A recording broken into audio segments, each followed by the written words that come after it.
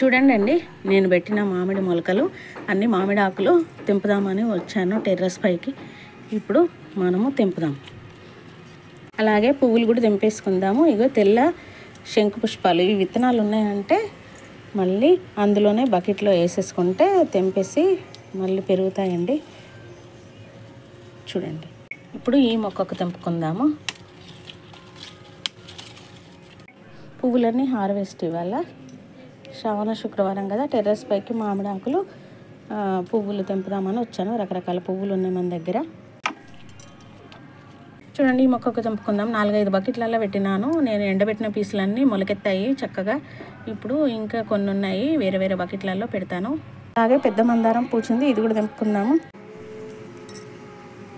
చూడండి, నేను పెట్టిన మొక్కలకు ఇన్ని ఆకులు వచ్చాయి. ఇగో ఫ్లవర్స్.